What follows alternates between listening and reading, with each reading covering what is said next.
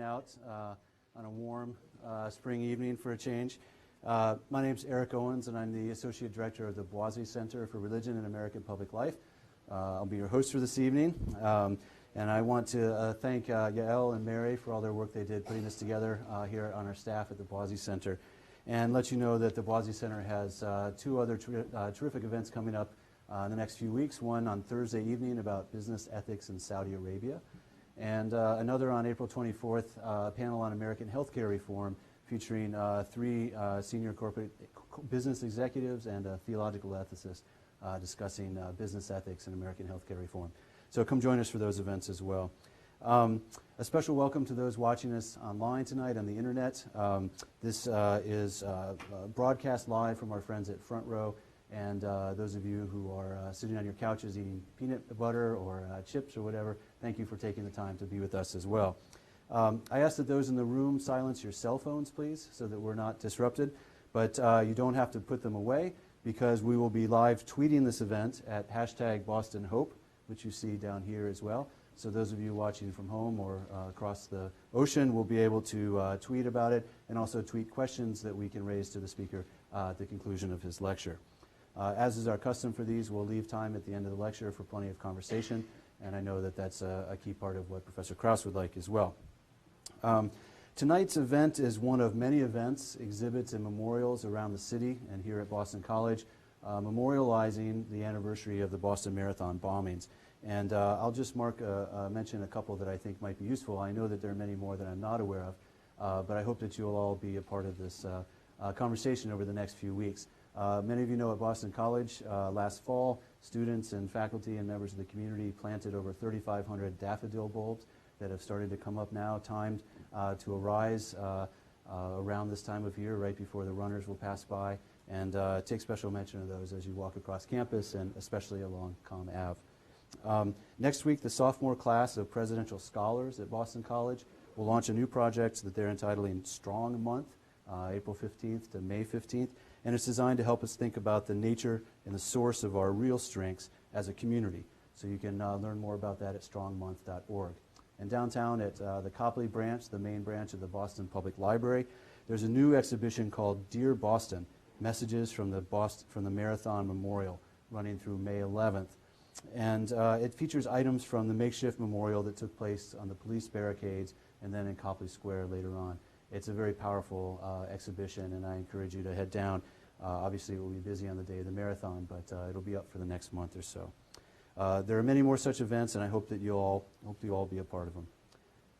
1 year ago next week, on April 15th, 2013, 2 bombs exploded at the finish line of the Boston Marathon, killing 3 spectators, including 8-year-old Martin Richard, and injuring nearly 265 others. There was death and destruction, but also an incredible combination of talent, speed, grit, and hospitality that burst forth that day, saving hundreds from what might have been lethal wounds. At the Interfaith Memorial Service, held 3 days later, Governor Deval Patrick implored citizens not to lose touch with our spiritual faith or our civic faith, and to rise and endure, he said, to have accountability without vengeance, vigilance without fear. That very evening, an MIT police officer was killed in a series of events, quickly leading to a full-scale manhunt that shut down public transit and stopped trains in and out of the city. Paramilitary, armored vehicles patrolled Watertown, and the rest of the city was told to shelter in place for an entire day as thousands of law enforcement officials searched the region. The perpetrators were trapped on the night of the 19th, and as we all know, one died in the midst of a shootout, and the other was apprehended and currently awaits trial. Together, these events left an indelible mark on this city, the mark of terrorism, which our speaker this evening knows all too well. It's a complicated legacy that can shape and be shaped in many ways, good and bad. Professor Krause is Assistant Professor of Political Science here at Boston College. His research and writing focuses on international security, Middle East politics, political violence, and national movements. He's conducted extensive fieldwork throughout the Middle East over the past 5 years, and is working on a book about the political effectiveness of national movements, and articles about the impact of education on attitudes about terrorism and counterterrorism. Professor Krause is a research affiliate with the MIT Security Studies program, and he's appeared as an analyst of Middle East politics, political violence, in the Boston Marathon attacks with a number of local and national media outlets. We invited Professor Krause to give this lecture very soon after reading a stirring letter that he wrote to the editor of the BC student newspaper, The Heights, on April 16, 2013. One of the most common ways terrorist attacks backfire, he wrote at the time, is when the communities they aim to frighten respond not with the fear or infighting, but rather with resilience and resolve to strengthen their social bonds beyond what they were before the attack. People often ask me, Professor Krause wrote, what average citizens can do in response to terrorism. Well, here's your answer. Make sure that next year's Boston Marathon has more participants and spectators than any other in history. The people who carried out these attacks must be tracked down and punished by law enforcement, he continues. But we as a society get to decide if the attacks have a broader social impact. We get to decide if we respond to these terrible acts with fear and hatred or with renewed community spirit. Continuing, he says at the end, I hate to run, and I have never run more than 5 miles in my entire life. He might have been speaking for me at that point. But I'm running the Boston Marathon next year, he said, and I'm raising money to send to the victims of this tragedy and the first responders who prevented an even greater one. Who is with me, he said as he closed. Well, we're with you, Peter, and we look forward to your talk tonight, which is entitled Terrorism and the Boston Marathon, Fear, Hope, and Resilience.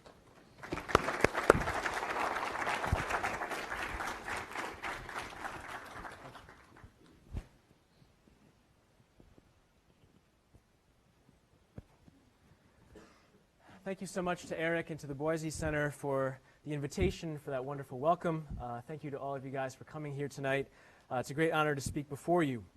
As Eric mentioned, I'm an assistant professor in the political science department here at Boston College.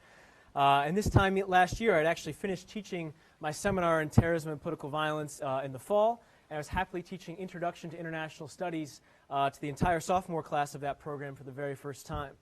I only teach about terrorism for 1 week out of the 15 weeks in that course. And if you can believe it, the week that was scheduled last spring to teach about terrorism was April 15th through 19th.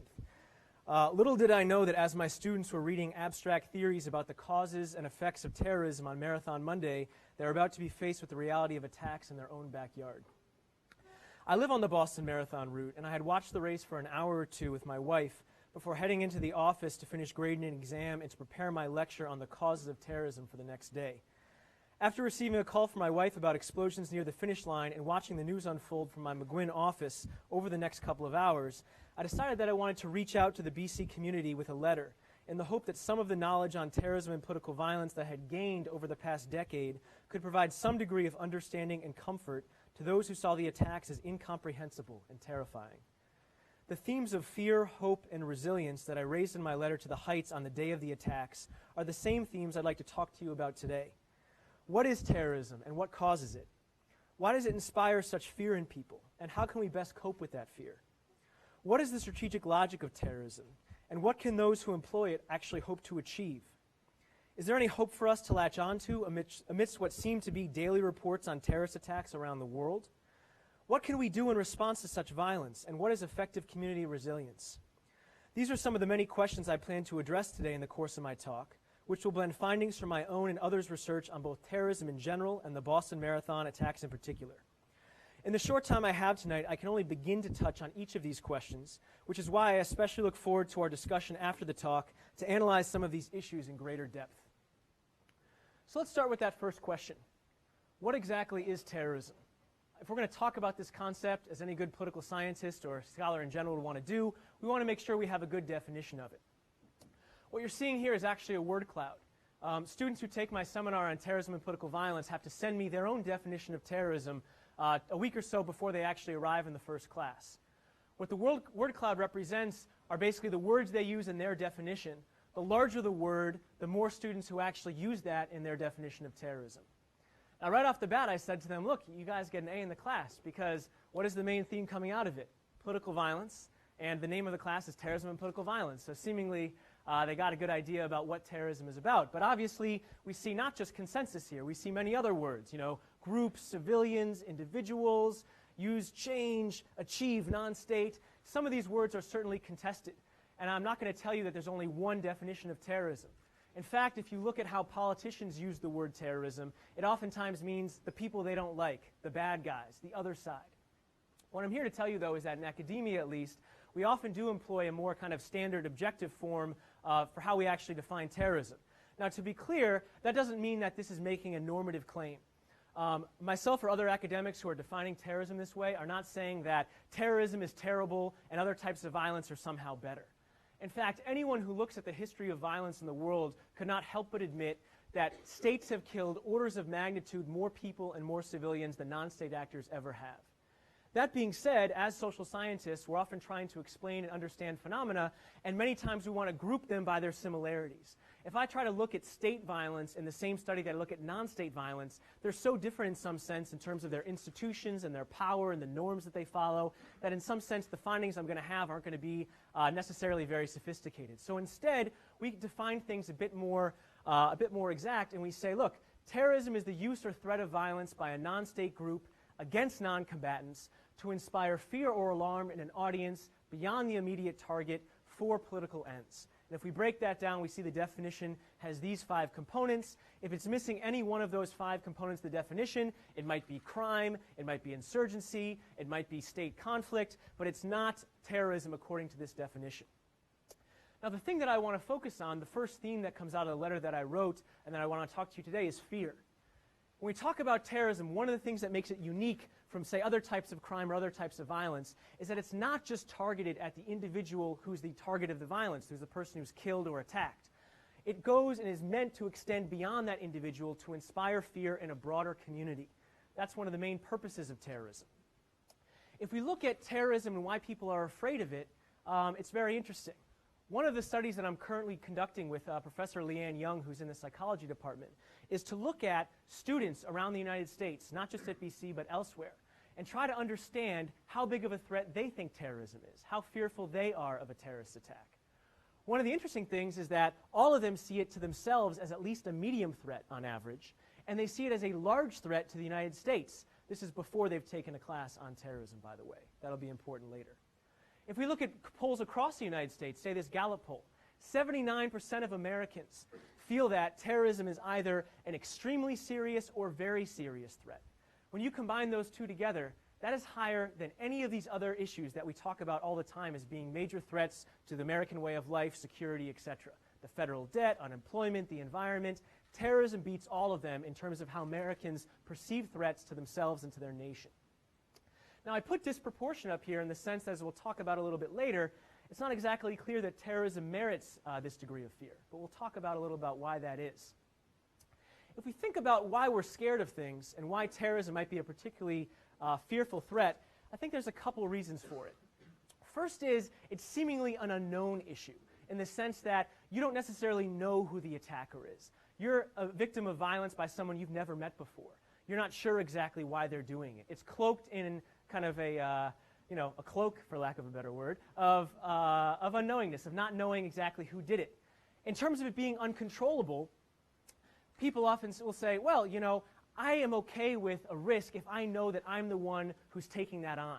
If you drive behind the wheel of a car, you're likely to perhaps get in an accident someday, right? But you feel like you have some degree of control because you chose to get inside that car. You're the one who's actually driving the steering wheel, even if someone else crashes into you. With a terrorist attack, there's some feeling of, yeah, not only do I not know where it's coming from, but I can't control it. I can't go to safe or unsafe neighborhoods or take actions that make me more or less protected to a large extent. And so in that sense, it's also something that I'm a bit scared of. Furthermore, it's also to some extent indiscriminate, in the sense that when we look at terrorist attacks a lot of the time, it's kind of killing anyone in a given geographical area, regardless of whether you're a good or bad person, or whether you're from a certain religious group or ethnicity or whatever else. Now, to be clear, a lot of terrorist attacks do target people based on some of these standards. But within a certain idea of someone in this state or someone at this marketplace on that particular day, it's indiscriminate. And so that sense, the idea that, oh, that could have been me. I could have been at the Boston Marathon finish line that day. I could see myself there. That makes it both something that we're more fearful of, as well as an attack that we're oftentimes more identifying with. Now, if we think about lone wolves is a term that we use sometimes in the media, with politicians, or with academics. This is a term that refers to people who are not part of any formal organization. to be clear, the vast majority of terrorist attacks internationally are driven and controlled by organizations. But there are individuals who seemingly spring up. Either they're inspired by something they see on the internet, or a fight they hear about far away, or something that happens to them personally, and they launch an attack even though they don't have any training or any orders from any broader armed organization. If we look at a couple lone wolves here, we've got someone like the Unabomber, Ted Kaczynski, Anders Breivik, who launched brutal attacks around Oslo, and Jahar Tsarnaev, again, one of the bombers in the Boston Marathon. One of the reasons that lone wolves are oftentimes extra fearful or extra scary to people in general is because of the fact that they're not part of a given organization. So for the intelligence community or for individuals, they're harder to identify beforehand, they're harder to stop, and so in that sense, again, they kind of increase this idea of something that's unknown and potentially uncontrollable, and so again, it scares us even a bit more. Now, if we look at attacks inside the United States pre and post the Oklahoma City bombings, which, by the way, was another major attack launched by a lone wolf, Timothy McVeigh, we actually see that people who are afraid of lone wolves actually have some data behind that. The percentage of attacks before the Oklahoma City bombings that actually came from individuals, only about 6 or 7%. Whereas post-95, again, recognize, even though it looks much larger, it's still not the majority of attacks. So still the majority of attacks in the United States are emanating from organizations. But the percentage, relatively, that have been launched by individuals that aren't part of any group has skyrocketed since 1995. So lone wolves are particularly a major security issue today in the United States. All right. Now, when we think about the causes of violence, why people might actually commit these attacks, let's have a little multiple choice quiz. And I want you to call out here, but let's look at this for a moment. Most individuals who commit terrorist attacks are mentally ill, poor, uneducated, both mentally ill and poor, or all of the above. Raise your hand if you think the answer is A. B. Okay, couple. Oh, a couple more. Okay, people are afraid to raise their hands. C. D. Okay, a bunch more. E. Oh, you think it's just all the above. Well, the answer is actually, sorry, it's a trick question. This is one of those professor tricks, right? None is the actually correct answer. Again, all of these things are somewhat disputed in the literature, but generally, the vast majority of people who commit terrorist attacks are not mentally ill, nor are they poor, nor are they uneducated. These are often myths we talk about within the scholarly community who studies terrorism, basically saying, look, a lot of the time if someone commits an attack, people say, oh, you know, that person has had mental challenges, or they're doing it because they have nothing to live for, because they're very poor. When you look at the record, that's often not the case. Now, let's actually talk about some of the causes that we do find good evidence for. One of the ways to think about it is at various levels of analysis, from individuals to the groups they're often part of, all the way up to the broader strategic community, the movements that they often consider themselves part of. So if we start at the individual level, it's not so much one's level of education or poverty or whatever else. Oftentimes, it's social ostracism. Someone who feels they're ostracized from the community, they don't have friends, they don't fit in, they don't have people who kind of make them happy day to day or feel like they have strong social bonds with. Those are often individuals who are launching these types of attacks. Or they could be individuals who are seeking revenge or have been humiliated. Maybe someone who saw his or her mom or dad, slapped at a checkpoint amidst a military occupation or something like this. They feel that they're humiliated, they feel like they need to strike back, and so this can be one of the individual causes of why someone might launch a terrorist attack. Going up the levels of analysis to the organization. This is something I would say of the three that most Americans and people who don't study terrorism think about the least. When there's attack in the United States, people either say, oh, this is someone who's mentally ill or someone who has their own personal problems, or they say, oh yeah, it's about occupation or war or something like this. They often don't look at this area, which is very interesting because if we think about why the United States is surging in Afghanistan, we might say, well, some of it's because President Obama was concerned that drawing down Iraq would leave him open to charges of being weak on the domestic front. So what did he have to do? He had to say, well, there is a good war, it's Afghanistan, we're going to send more troops in there to, again, show domestically amidst elections, etc., that I'm still strong on terrorism, that I still have a strong foreign policy. What's interesting to think about is that terrorist attacks often operate in a similar fashion. There are often multiple groups who are competing for recruits, for notoriety, for money, and they launch these attacks to kind of prove their revolutionary bona fides, to show that they're not just all talk. They're actually willing to take costly action for the broader cause, and so therefore drive up their political power. This happens all the time in terms of launching attacks, but it's something we often don't pay attention to. Finally, at kind of the highest level of analysis, we do have things like military occupation, which often leads to political violence and terrorism against the military forces or their civilians. We also see things like discrimination, where you're discriminating against a given ethnic group, or you can see even just war itself. If we think about the origins of al-Qaeda, where did al-Qaeda come from? It emerged out of a conflict in Afghanistan between vast majority local native Afghans and Soviet forces and some Afghans who fought on their side. But then you also had what were called the Arab Afghans, individuals coming from abroad, wanting to fight as what they saw a broader struggle, defending the Ummah, the broader Muslim community, against the Soviets. But then after the fact, people who also had training, had experience, and some of them said, where's kind of the next big fight in the struggle? What can I do now? That's where al-Qaeda emerges from. And if you look at Syria today, unfortunately, you see many groups who are, again, kind of glomming onto a broader civil war for their own purposes and potentially leading to attacks elsewhere in the aftermath. Okay. Going forward with the idea of fear, if we think about strategies of terrorism, fear is actually a key component in every single one. First, talking about attrition. What is attrition? Attrition as a strategy basically means you are trying to impose high levels of economic or human or social costs on a state to make it change its policy. In this case, in the case of the Etzel or the Irgun, which is a group within the Zionist movement fighting against the British, they wanted to establish the state of Israel. They felt like the British were occupiers there, and so this group actually used violence and terrorism not only against the local Arab community, but also against the British, as an idea of, hey, we can keep driving up the cost of the British remaining in this territory. Eventually, that will outweigh the benefits of them staying here. They'll leave and we'll win. This is a picture of Menachem Begin, who was actually the leader of the Irgun at the time. One of the major attacks they had was the bombing of the King David Hotel, which is pictured here. Killed both some British military officials as well as large numbers of civilians, including some Jewish civilians. Okay, or we've got spoiling. In this case, you're trying to have and use fear to drive a wedge between parties who are seeking peace.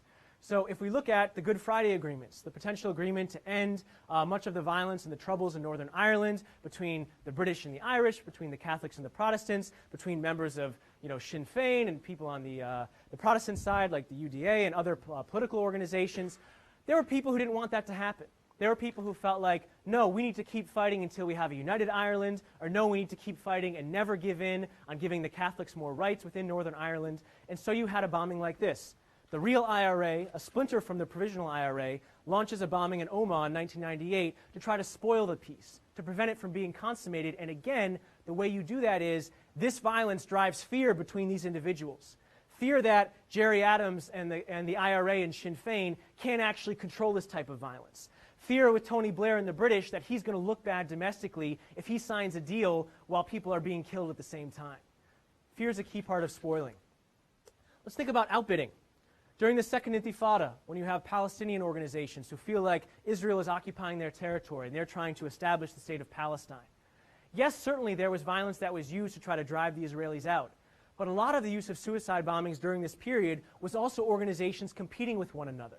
One group is launching a number of attacks, so another group feels like, look, I'm going to lose some popular support here if I don't look like I'm standing up for the cause and fighting against the common enemy, so I'm going to have to launch more attacks in response. Even though they share a common enemy, they also internally compete for power and try to outbid one another in the use of violence. The way fear works here is a group is actually fearful it's going to lose its political position, so therefore it's employing violence to try to maintain or strengthen it. What about intimidation? Sometimes people use terrorism against their quote-unquote own community. The GIA in Algeria in the early 1990s brutally murdered and killed thousands of civilians. Not necessarily because they were fighting for the other side, but because they were worried as a group that these individuals might drop dimes on them or give intelligence information about their whereabouts to the government, or simply because they wanted to let people know that they were a group that was not to be messed with. In this case, they're using fear directly. These are individuals holding up pictures of their husbands or sons or fathers who had been killed by the GIA in Algeria. The idea, again, being, let's try to silence these people and make them a passive or fearful population to allow us to operate and potentially try to bring down the government. Finally, we've got provocation. And again, if we look at the two largest terrorist attacks in American history, one could argue that they both had the strategy of provocation as part of the thinking of the terrorists. Timothy McVeigh, again, the individual who launched the Oklahoma City bombings, his idea was the U.S. government's incredibly oppressive. But what he needs to do is launch an attack to get them to crack down and overreact even more to show the rest of America just how oppressive the U.S. government is, and therefore inspire potential revolt to overthrow the government. Ultimately unsuccessful, but nonetheless this was part of his thinking. Osama bin Laden, again, had many thoughts behind why to launch the 9/11 attacks. But one of them was potentially to provoke the U.S. to overreact, invade Afghanistan or other parts of the Middle East, and then bleed them economically or in terms of public support and eventually get them to withdraw from the Middle East. Again, not necessarily a successful strategy to this point, but nonetheless part of the thinking. In both cases, provocation plays again on fear.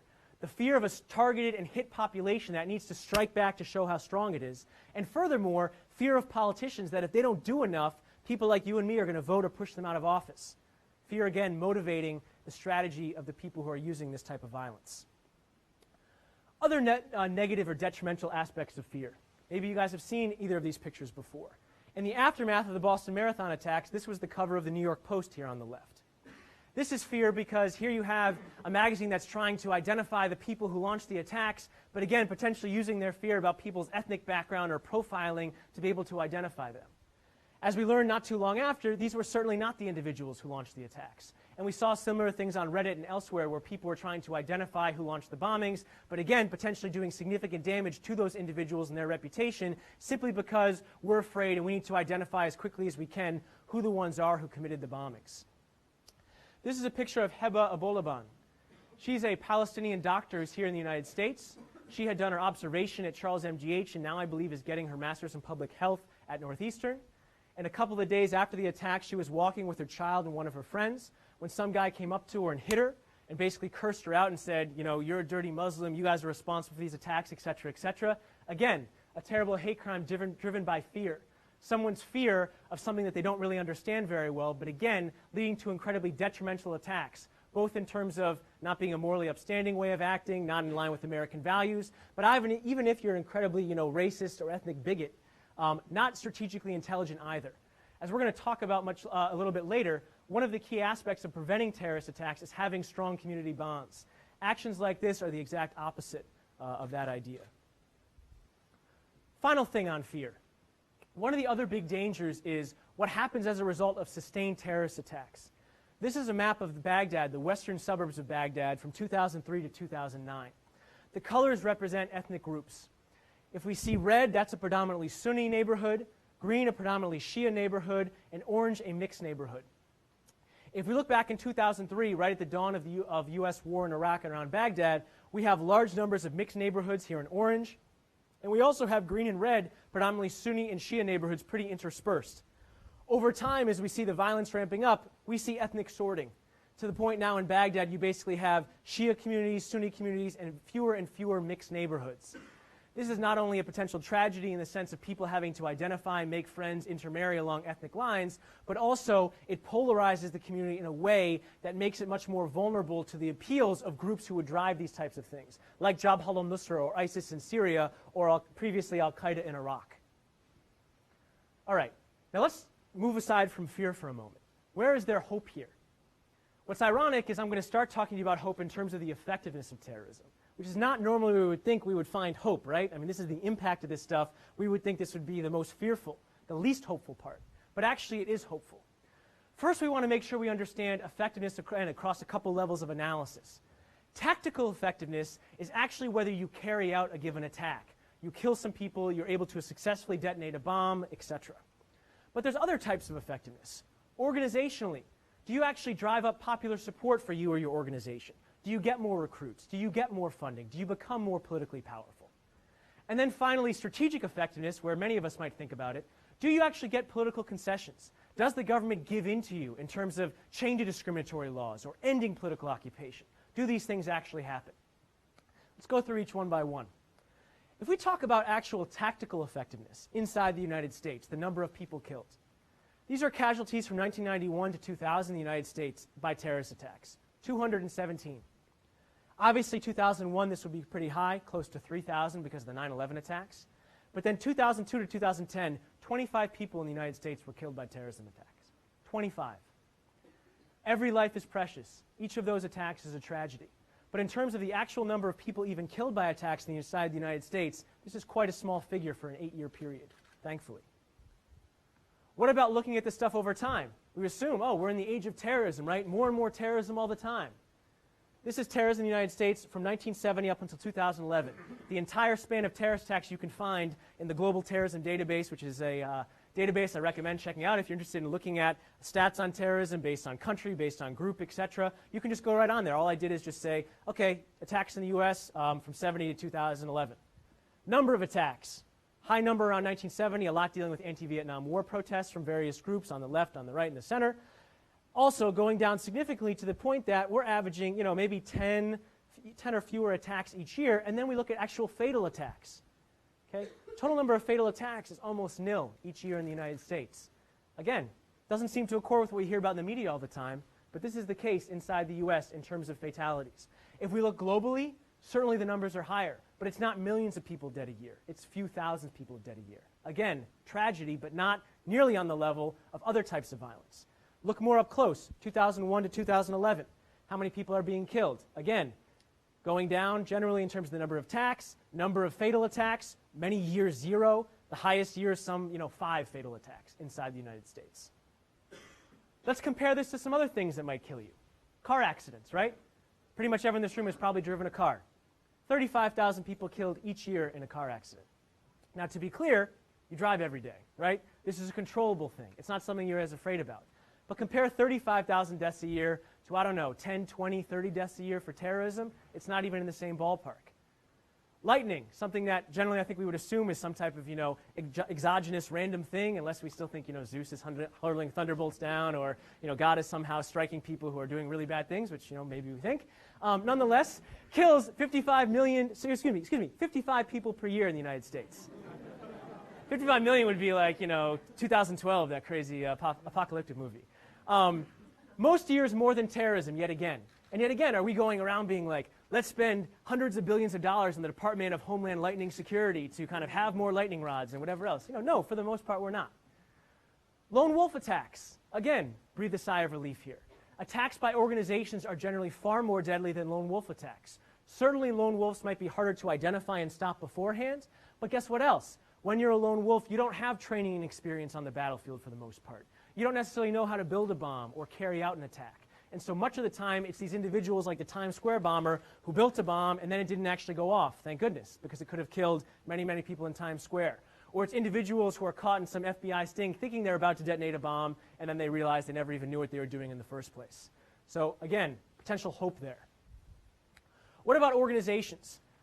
Some of my research looks at various national movements. Some of the groups in these movements use nonviolent methods. Some use violent methods. Some of the ones that use violent methods attack civilians and use terrorist attacks.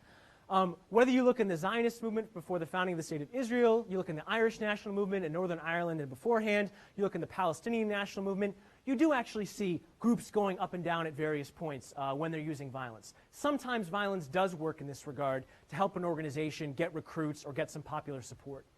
But at the end of the day, it can also backfire. If you kill civilians, particularly civilians valued by a movement, that can lead to a steep drop-off in your popular support.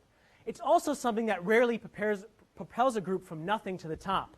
That group I talked to you about before, the Irgun, they used terrorist attacks, again, against the British and against Arab civilians. They never became the strongest group in the Zionist movement. The Haganah, the labor Zionists, became the top group. They were in charge of Israel for 30 years after the founding of the state. Within Ireland, somewhat similarly, we have the SDLP, a nonviolent group who's in charge of the movement or leading the movement for many, many years throughout its struggle, despite not actually using violence. What about strategic effectiveness? Again, we can certainly find certain examples where groups are getting concessions. But overall, even though there's some debate on this, and I've weighed in on this in my own research, the majority of campaigns get no significant political concessions. In terms of actually having a state withdraw or grant a new state in response to terrorist attacks or a terrorist campaign, the majority of the time it does not lead to major significant concessions. Furthermore, when there are concessions, it's tough to kind of pull apart to what extent it was because of a terrorist attack versus other things that the movement is actually doing. A lot of the times, the groups within these movements that are launching attacks are fringe in terms of the size of the group, in terms of the number of things they're doing versus the protests, the elections, the other things that are happening that are working towards the broader cause. Finally, again, in terms of lone wolves, they don't have two key things that most armed groups that are successful actually have. They don't have organizational cohesion, and they don't have extensive strength to be able to continue a sustained campaign against the state. States usually don't tuck tail and run after a single attack. You have to wear them down often over time. Lone wolves have a harder time doing that. Okay, let's think about the actual perspective of the groups who are launching some of this stuff. Now, one could actually read Inspire. I kind of recommend you don't, because then you'll be on government blacklists like I am in terms of reading this stuff. But this is al-Qaeda's English language magazine. In the aftermath of the Boston Marathon attacks, they came out with an article praising the bombers. And one of the things they said was as follows, quote, "The Zarnayev Mujahideen were very clever by striking on the marathon day in consideration that the event attracted 27,000 registered participants, in addition to approximately 500,000 spectators and about 1,000 media personnel from more than 100 outlets." And just in case you don't think they're thinking about you, Boston University and Boston College are located near the blasts. So again, they think that this was a successful attack, and it was a good idea because everyone's watching, because it's near places where people care about, the media's paying attention to it, et cetera, et cetera. Well, guess what? I think this was maybe the stupidest terrorist attack I've ever seen, for a number of reasons. If you're thinking about a place to attack or a group of people to attack, I would not be picking marathon runners. And I would not be picking the Boston Marathon, the oldest continuously run marathon in the United States. These are people who, as I've learned personally, unfortunately or fortunately, train for many, many months, go through injuries, and nonetheless still decide they want to run 26 miles just for the heck of it. Not for money, not for fame, not for whatever else, to raise money, thousands or hundreds of thousands of dollars for charities. And then you have the people who go and attend the marathon. I'm sure everyone in this room has done so, maybe watching up here at Heartbreak Hill in Boston College. What do you do there? You cheer everybody who goes by. People you've never met before in your entire life. Doesn't matter what the color of their skin is or what their religion is. You cheer them on. You support them. When does the Boston Marathon happen? Every year. These guys attack something that basically is going to commemorate the victims of the attack and respond to it every year, even if people didn't want to. It's going to be happening again and again. It gets to the point that if you were to say to me, what should a community do in response to a terrorist attack, I might say, start a commemorative marathon after that attack. And yet, these guys think this was the way to go. This was the target to actually hit. Now, the real answer is the people who launched this attack were not some terrorist mastermind who thought through this incredibly deeply about the best thing to do. In fact, reports later came out that they were going to attack on July 4th, and then they had the bombs ready earlier, and this was kind of a target of convenience. Well, guess what? At the end of the day, I think it was quite a terrible target to attack tactically, and in terms of actual lone wolf, these guys are actually a bit of an anomaly, thankfully. The vast majority of lone wolves who, again, try to launch an attack don't even explode the bombs in the first place. They don't even kill people, thankfully, let alone get to this other stuff. There weren't any other groups that claimed this attack that was verified, and there wasn't a massive outpouring of support for these individuals. Furthermore, I haven't seen anything even close to a consideration from the government in Boston, Massachusetts, or in the United States of making any concessions to these guys, let alone if they even offered or suggested any. Furthermore, a lot of the time what can happen with things like Inspire elsewhere is they can confuse quote-unquote tactical victories and strategic defeats. And they keep thinking, oh, we launched another attack, our voice is still out there, we're winning. Whereas they're not necessarily paying attention to these other things. Are you politically becoming any stronger? Are you actually changing or getting any concessions on the ground? That can be one of the most detrimental ways to actually think about your campaign, but thankfully, again, it seems that's the way that some of these groups are actually thinking. Okay. So we've talked about fear, we've talked about hope. How exactly does resilience play into all of this? In terms of what community resilience is, one way to define it is the sustained ability of a community to respond to, withstand, and recover from adverse situations.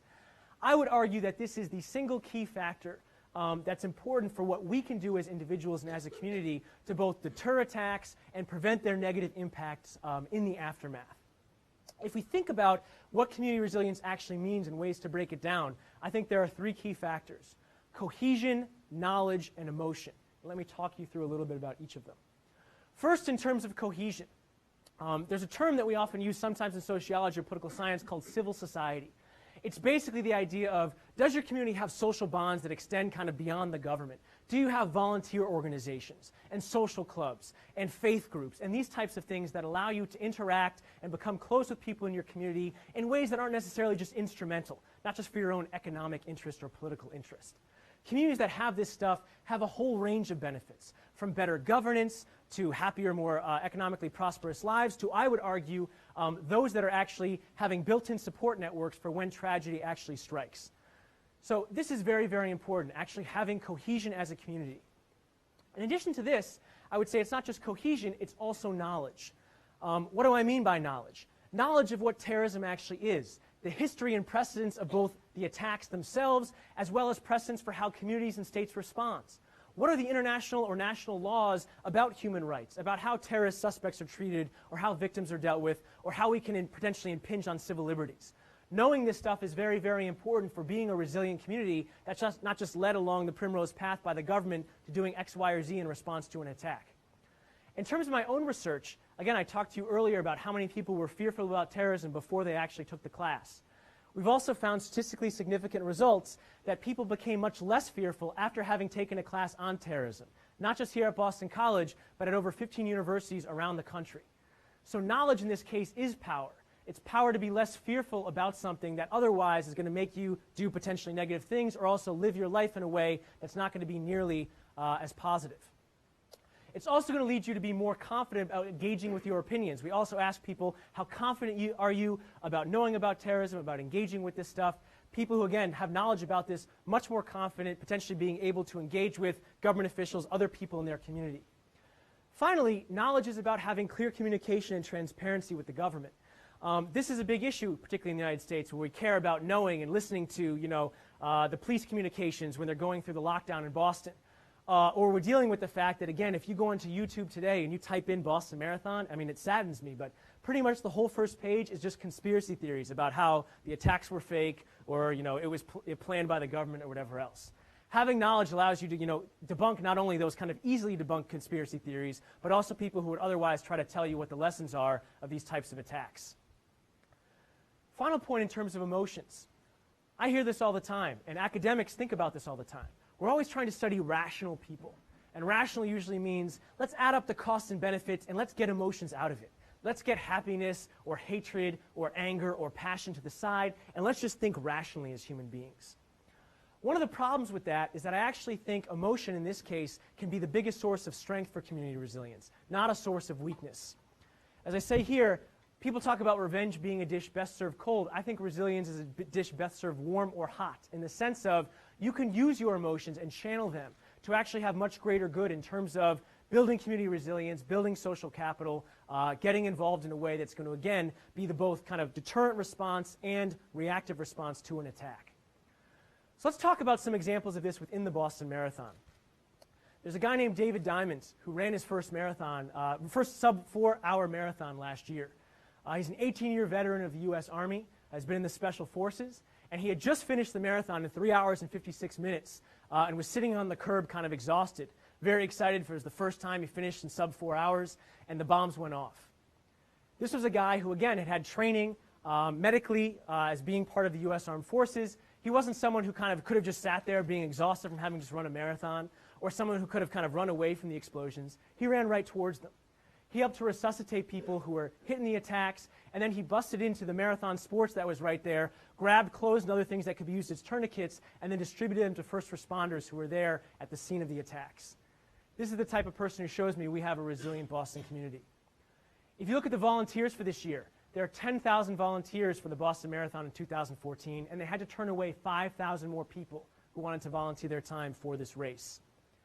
We think about other individuals, and there's hundreds of them, but someone that maybe we all know, Brittany Loring, someone who got her law degree here at BC, suffered brain damage in the attacks. Only months after, they held a 5K in her honor, and she was able to walk through much of it. And to this day, she went and got married, got her law degree, and is now working in Boston as if things never came the way that they did to her. This is resilience personified to me. You might have seen this story come up on the news in the past couple of days. This is Adrienne Hazlitt Davis. She actually lost her leg in the marathon, and she was a dancer. She pledged that she was going to dance again sometime in the next year before the next marathon. And at a TED Talk in Vancouver just a week or two ago, she did. This is a picture of her dancing after she danced a rumba, less than a year after her leg had been blown off. What's incredibly interesting even beyond that is she's dancing with a prosthetic bionic limb that was designed by an MIT researcher, Hugh Herr, himself a double amputee, who's doing cutting-edge research in prosthetic limbs. Again, to me, this is community cohesion at its finest and response to, again, dreadful tragedy. If we think about actual cohesion in terms of what we can do, we might look at this and say, Brittany Loring, David Diamond, Adrienne, these are incredibly impressive people, but, I'm just a student or I'm just a professor, what contribution can I make to community resilience here. And I would say a couple of things. There's a lot of things you can do. First and foremost, there's the Campus School Bandit Run Marathon this Sunday. For those of you who don't know, Runners for Boston, I'm not even sure for how many years, but for many, many years, have gone to raise money and run for the campus school here on the BC campus. And they've run as bandits, which basically means they don't have an official number, but they run within the Boston Marathon. This year, to make it so they could have good security, but they could also get a maximum number of people registered for the marathon, the BAA, the Boston Athletic Association, went to the campus school runners and said, you know, please do not run this year. We're not going to have bandits on the course. We don't want to have to pull you off the course, etc. The people who have been training for months and months and months and months could have just kind of gone home and said, yep, you know, we can't run the marathon, we're not going to do it, or we're going to be depressed about it. But they're not doing that. This Sunday, they're going to run the full course, the full marathon course, by BC, etc. And I'm going to be out there cheering them on, and I hope you guys come as well. What else can you do? You can run and attend events that deal with some of the things that we talked about before, some of the hate crimes that came after the Boston attacks. There was a group here at BC that had a panel on Islamophobia, on Islam and political violence in the days after the marathon attacks. Running and attending these events and trying to strengthen community bonds, particularly with marginalized communities or communities that might be seen through a potential accusatory eye in the aftermath of an attack, that helps the cause. That helps community resilience. A lot of what we can do are things that we already do.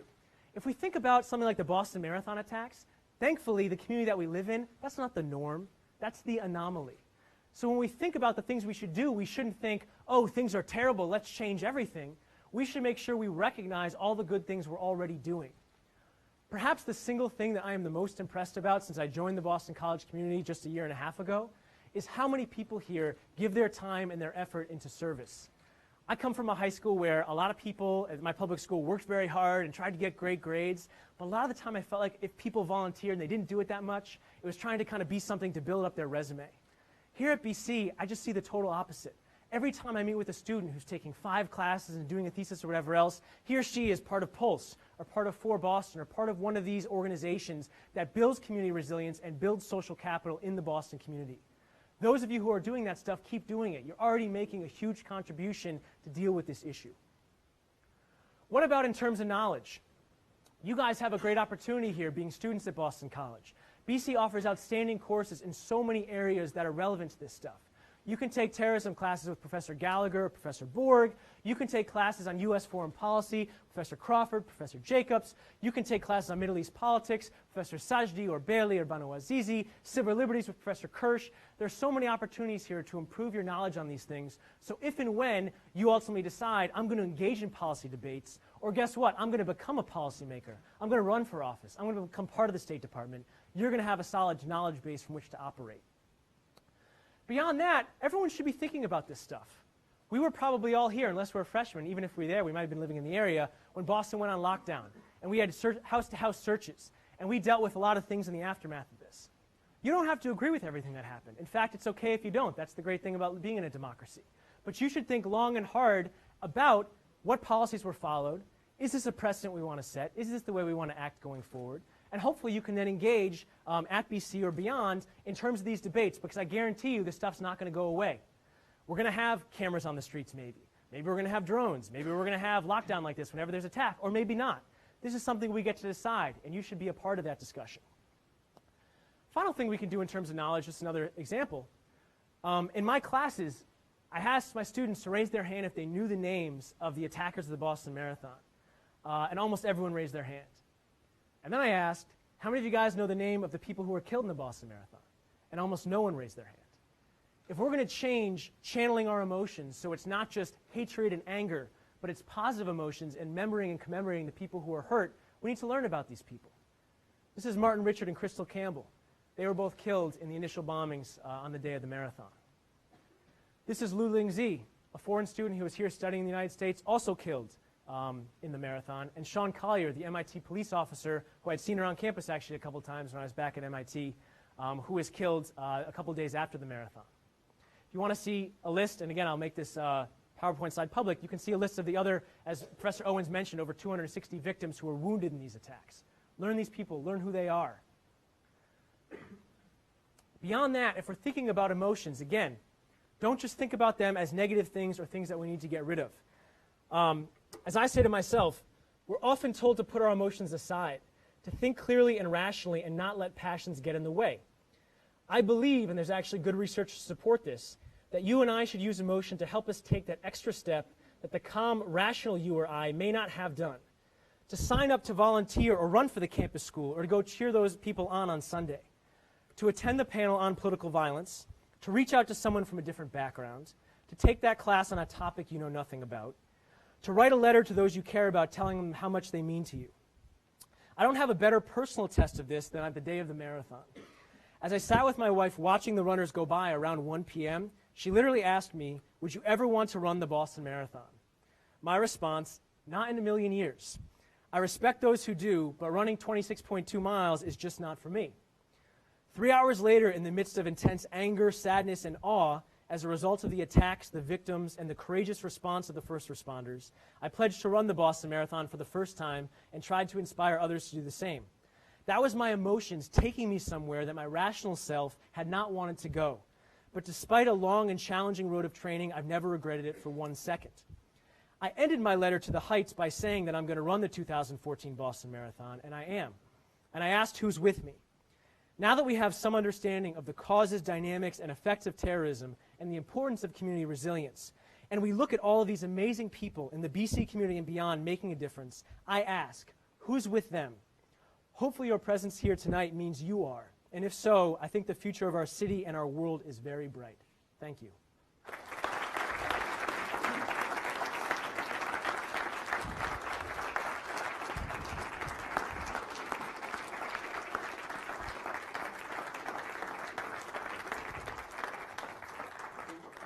For some questions, and I'm going to let Professor Krause just make the call from the floor here. Sounds great. Please. Yes.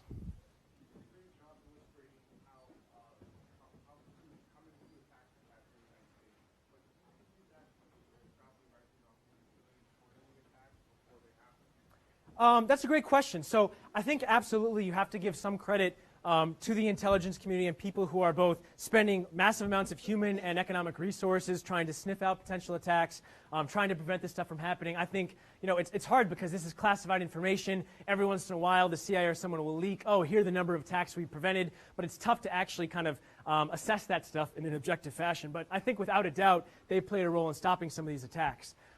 However, though, I'll also say, when we look before 9/11 or before the Oklahoma City bombings, it's not like we were being killed thousands and thousands of people all the time. The U.S. enjoys a number of inherent advantages, and advantages that we've also gotten as a result of who we are as a community, I think.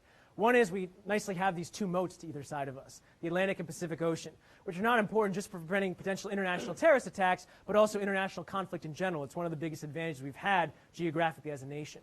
But also I do think, look, if you look at things like democracy and human rights and values that the U.S. supports, certainly domestically and then to varying degrees internationally, and you look at Pew or other world public opinion polls, you see support for this stuff across the board.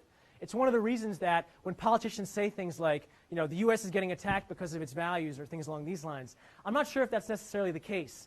I think a lot of the times people abroad share a lot of these values about democracy being a great form of government, to some extent about liberal values about democracy. I think a lot of the time when there's anger at the U.S., it has more to do with U.S. foreign policy or other issues. Again, doesn't mean because there's anger we should necessarily change those policies. But I think to some extent that's where a lot of the anger comes from. But I do think ultimately U.S. and the things they've done post 9/11, they certainly spent a lot of money on it and put a lot of effort into it, but I think it definitely has had an impact in driving down the number of attacks and number of fatalities. Yes. Oh, I'm sorry. From now on, I will repeat the questions so we can know for people there at home. But please try to speak up too. Yes.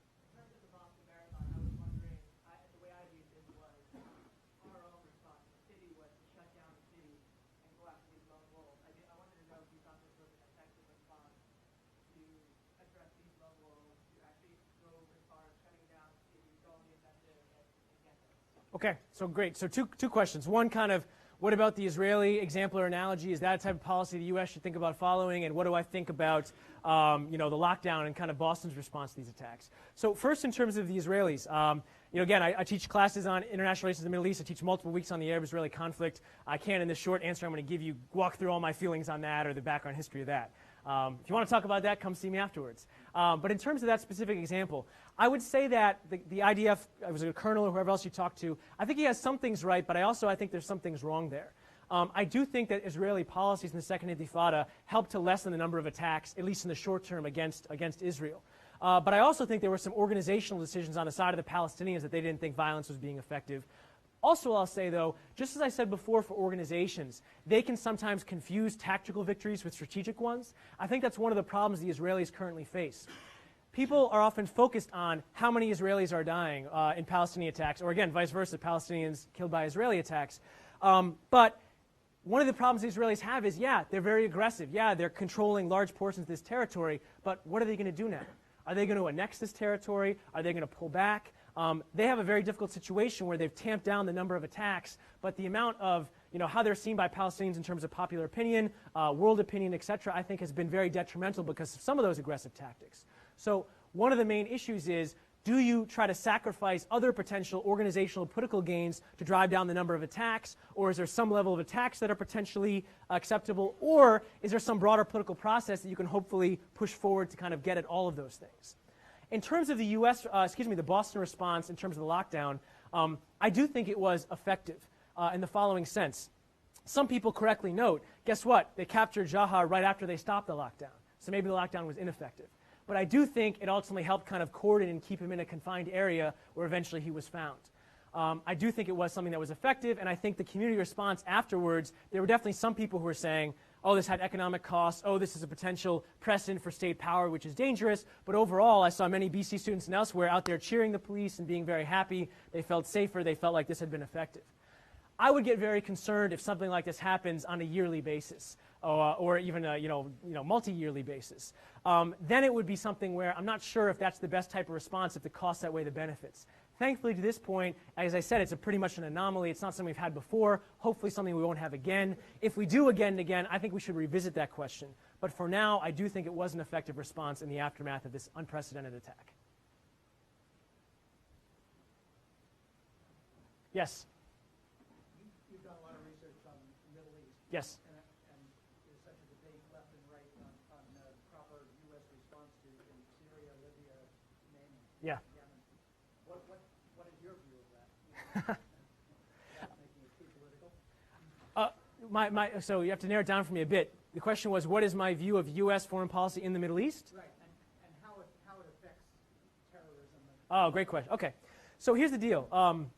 If we were to go look at the global terrorism database and the number of attacks, we would see two countries in particular having the vast majority of attacks in the 2000s. What countries do we think those would be? Iraq and Afghanistan, okay?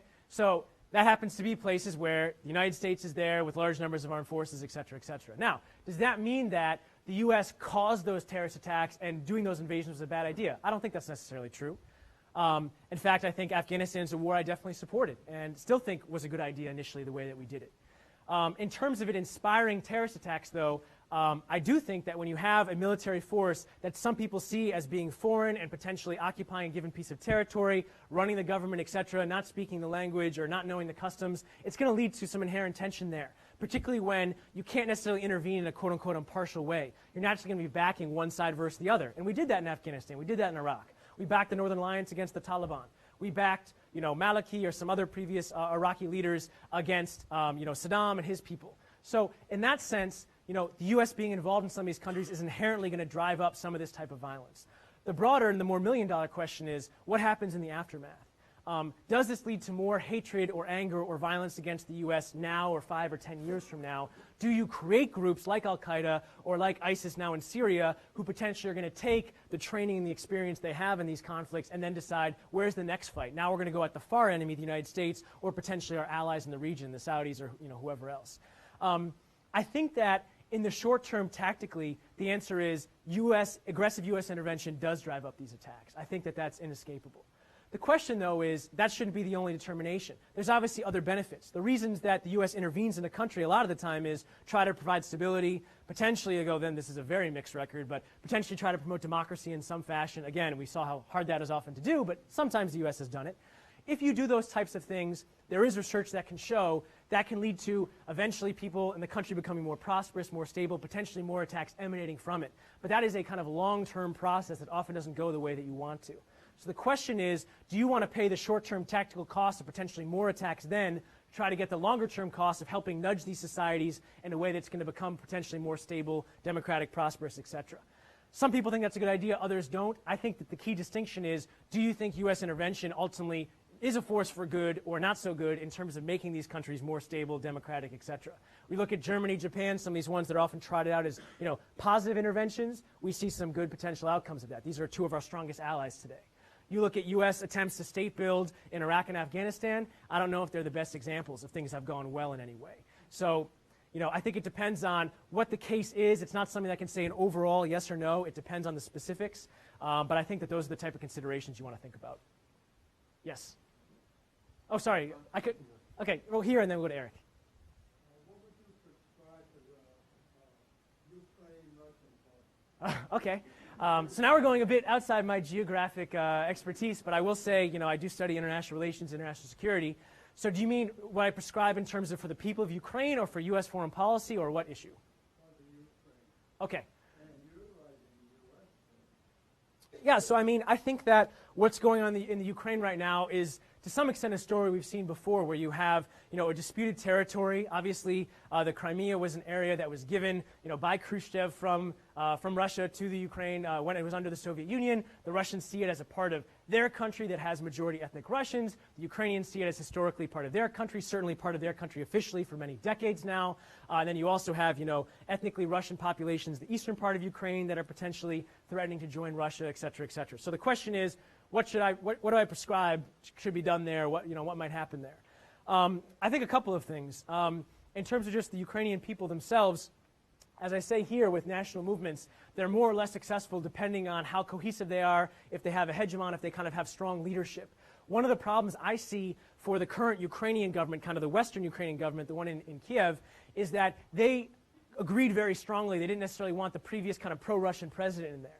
But I haven't necessarily seen kind of a clear consensus about what they do want or how they are going to go about carrying this stuff out, either in terms of ordering their military to stay in the Crimea or not, or how they're going to deal with protests, et cetera, et cetera. So if they want to do better and hold on to the rest of their country, I think they need to unite somehow behind some type of strong consensus and a strong leader.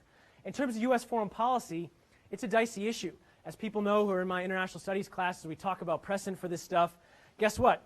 You can find tons of examples where the U.S. supported some part of a sovereign state voting to have independence and then pulling off, and the U.S. supports it as a new state, and the Russians protesting.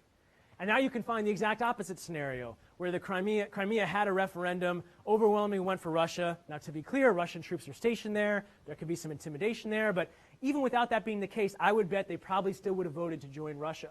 And yet now the Russians are saying, this is something that we support independence, we support self-determination, and the U.S. and the EU and other countries are saying, no, you can't do that. So in terms of legal precedent or international norms, I think that countries play that stuff one way or the other based on their self-interest. Whether it's in the U.S. interest to get involved, I don't think it's in U.S. interest to send troops there. I do think it's in U.S. interest to back its NATO allies, to back the EU. Now, to be clear, Ukraine's not part of NATO, but one of the things that was talked about is that it's on track to potentially become part of NATO.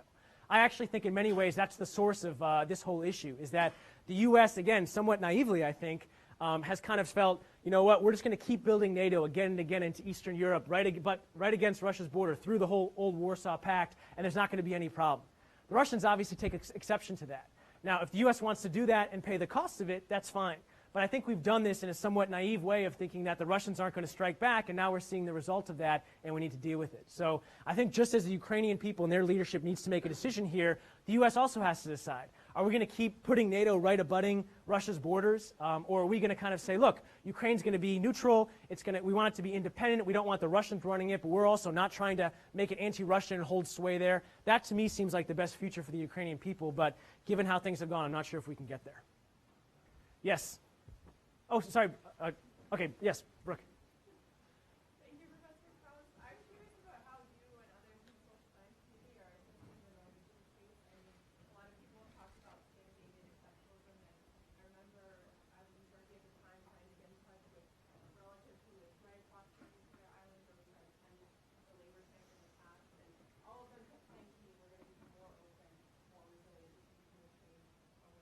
Yeah. How does that fit into this paradigm of studying terrorism? Because it's different in this case, but at the same time, I think there's a lot that can be. Yeah, that's a great question. So yeah, Brooke's question in short was the Anders Breivik case, where you had this guy who went to an island where your kind of young community political activists were, and killed large numbers of them. What was it, in the 70s or 80s even? In terms of number of people who were killed. Now he's been on trial in Norway. I'm not sure if his exact, he's probably going to be jailed, but not even necessarily for life. Like the laws in the books they had potentially could have gotten out. I'm not sure if they've adjusted them. I haven't followed the case close enough, but the question is, what are the potential lessons from this attack? How do people who study terrorism, the social science community, respond to this? When you have kind of a true kind of lone wolf like this guy, it's pretty clear he wasn't part of any broader organization that's going to launch some broader campaign in Norway. I think that even more so, community resilience becomes a key part of it. Because if you're dealing with an al-Qaeda, or you're dealing with the IRA, or FARC in Colombia, or whatever else, you both have to be resilient as a community to withstand attacks and have strong social bonds amongst individuals, but you also have to have the government being involved to deter attacks, to potentially go and find these people, to use intelligence services, etc. In the case of Norway, again, to the extent that there aren't any other people out there who are inspired by him or going to do the same thing, I don't think the intelligence and the government role is as important. I think it is much more on the individuals. And so I think that to the extent that that's what they're saying they're going to do, that's the exact right answer. It's just a small thing, but man, I don't know if you saw the schematic for the memorial they're going to have for that attack, but it's one of the most beautiful things I've ever seen. They basically are chopping out a whole portion of the island. So the island just has these two straight cleaves through it with water going through, the idea being that the people's lives who are there are interrupted, and it's going to be kind of a memorial for them on that island. And again, that's not everything, but to me it seems like a community who's both going to do the right thing of clearly memorializing the victims, trying to become stronger as a community to prevent this type of stuff, but then also not radically changing their way of lives and the values that they have in response to what, to this point, thankfully has been a single anomalous attack. Yes?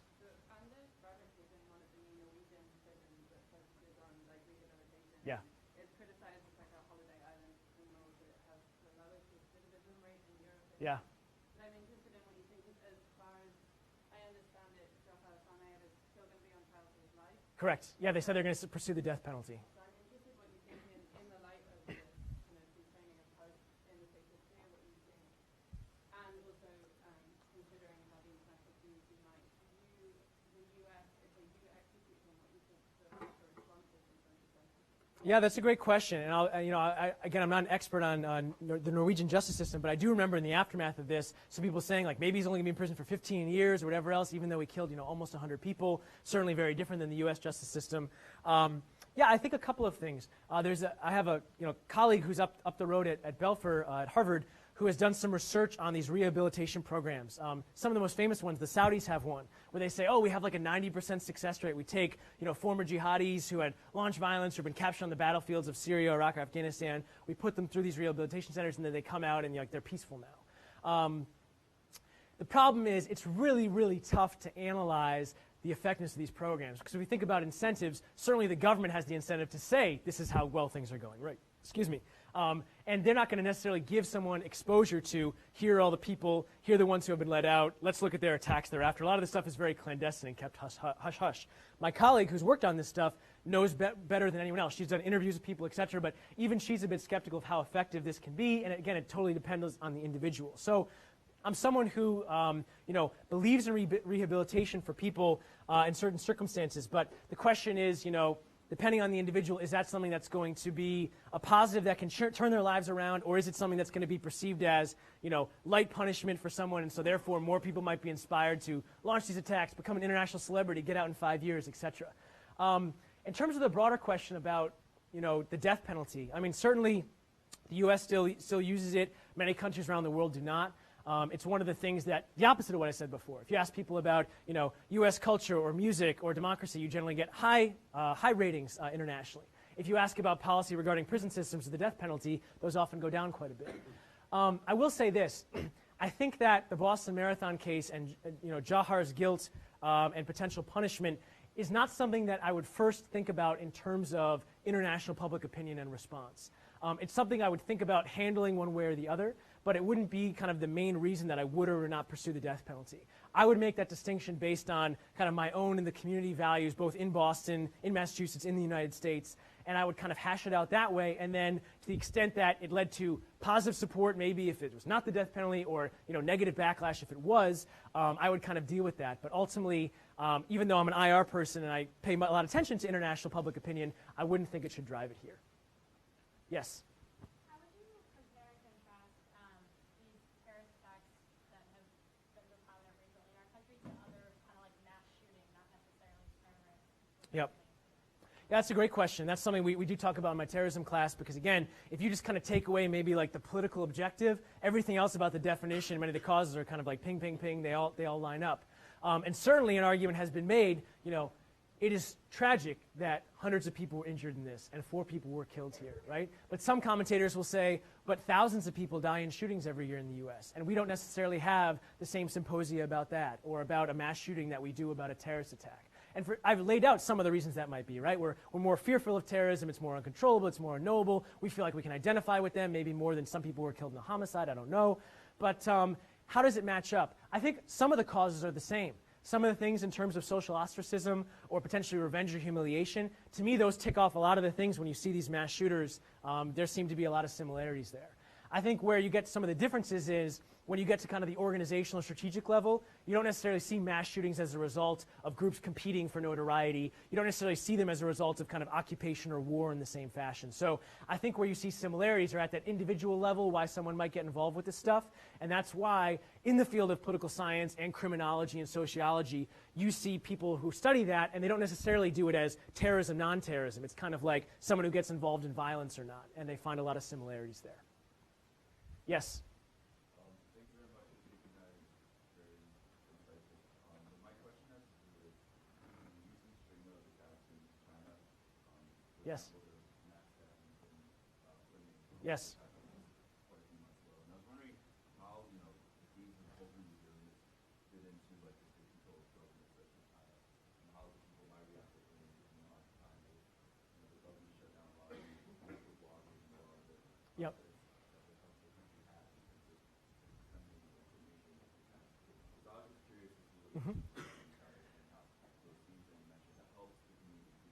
Yep. Yeah, that's a great question. And again, I'll say I'm not a China expert by any means. I did have a student, actually, I had a graduate, a PhD student in my terrorism and political violence class who wrote his research paper on the Uyghurs and their struggle in China and some of the violence that's come out of it. So I learned a little bit about that through his research as well as just my own. But I'll say a couple of things. In the case of China or other countries who kind of have, more strongly state-controlled media or government with this type of stuff, I feel like in many ways they don't rely on their people. They don't rely on the community to be resilient in the same fashion. They feel like we want to kind of tamp down on this. Don't let people hear about it because it might make the government look weak or like it's not protecting you, or we're going to kind of take care of it. We don't want to let people feel like they can get notoriety from this or they can kind of live through this, so we're going to kind of stamp down very harshly. So I think in that sense, a government like China, again, not being an expert on it, but to the extent I see how it responds to this stuff, it doesn't necessarily allow the same space for the community to kind of fill in with its resilience. And so in that sense, I feel like it might be a bit harder for the people there to do so in the same fashion. But that being said, I think you see increasing amounts of, civil society building in China, people responding to things like the earthquake, et cetera, through the internet in ways that, maybe they weren't doing 20 or 30 years ago. And so even if the government's trying to tamp down on it or not necessarily looking to, build off of it, people are doing it themselves because people in China, have access to the internet the same way everyone else does. They're becoming economically more prosperous. They're demanding more things of their government. So I don't think that the lessons I have presented here would be any different from them. I would just expect it might be a bit more difficult because the government's not a partner potentially in the same way. But I also think that a lot of this stuff happens at the grassroots. And so, as long as the Chinese people can do that, and I think they have the capability to do so, I think they can follow this. And I'd also be surprised, the government might want to crack down on knowledge about the attack, or they want to label it terrorism by the Uyghurs or whoever else. But I'd be surprised if they tried to crack down on individuals who are trying to kind of, reach out across communities or at least try to strengthen, their community bonds in this way. And if so, I think they're shooting themselves in the foot. Oh, okay. One more question? Yes, here. I heard about the bombings that Mount Vernon and Wellesley. Yep. I heard about it over Twitter.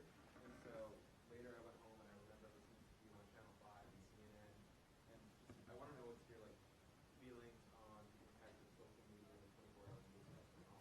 Yeah. I didn't have it with 9/11. There wasn't cell phones So I don't know if this is the exact percentage, but I would say kind of like 80-20. Like 80% I think it's positive. I think it's great. I don't think we should, be like the Turkish government or other guys like, oh, we're going to ban Twitter because it has things that are unpopular that I think that that's the wrong way to go, and I also think that's pretty much impossible to do. I mean, some countries still do kind of have the kill switch for the internet, but for the most part, this is something that's not going to be able to happen in this day and age. And I think overall, social networks are a net positive for these types of things. Again, it's often oversold in terms of the Arab Spring and some of these protests there, but absolutely, camera phones, Twitter, Facebook, that does help people coordinate protests, coordinate political action, build solidarity across lines with people they've never met before, make people feel like I'm not going to be the only one who's going to show up for this type of thing. It does make a difference. And in the aftermath of a bombing, what's the first thing all of us are going to do? Call our loved ones, try to find out, make sure everyone's okay. The phone lines are often jammed. You can put a notice on Twitter or Facebook. Everyone can kind of see and read that. I think that's incredibly positive. I know myself, I get most of my news from the internet, oftentimes from media organizations, not from social media as much as many of you, and I know my students do. But nonetheless, I know for many people, Twitter is kind of like their first stop to find out what's happening. And you can definitely get much more information much more quickly than something that has to go through an editor at CNN, or even much more difficult, a peer-reviewed journal article that all the professors in the audience know takes 6 months, a year, whatever.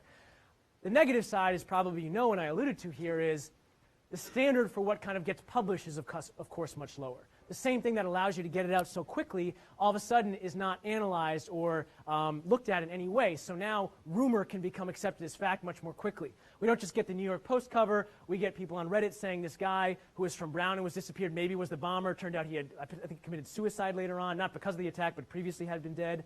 You get this kind of stuff that can damage people's lives and also lead people astray. And then you also can get, again, this phenomenon that I really dislike, which is just basically conspiracy theories about everything. Now, the source of conspiracy theories to me is good. It's people having a skepticism about what they're being told and trying to find the answer themselves. But you want a healthy skepticism. Some of this stuff in the face of, overwhelming fact about the fact that, like, people died 9/11 and the people on the planes aren't hiding somewhere as part of some broad conspiracy, or the bombings and the Boston Marathon attack happened. You can go see the people who lost their legs or go to the funerals of the victims who were, killed from this. This is not something that, is up to question. So social media, I think, plays on some of that in a negative fashion. But overall, I think it's a good thing. I also think, overall, it's not something that the government can necessarily, nor should it, come in and try to regulate. I think norms can develop within these communities over time, and it can regulate themselves to some extent. You saw that with the Navy shooter attack, the Navy Yard shooter. Reddit actually shut down a discussion that started to go in a similar direction to what happened with the Marathon bombing. So again, it doesn't have to be regulated. People can, to some extent, recognize the stuff for themselves. Well, thank you all. This has been really terrific. Thank you all for being here, and thank you especially to Professor Krause. Thank you very much.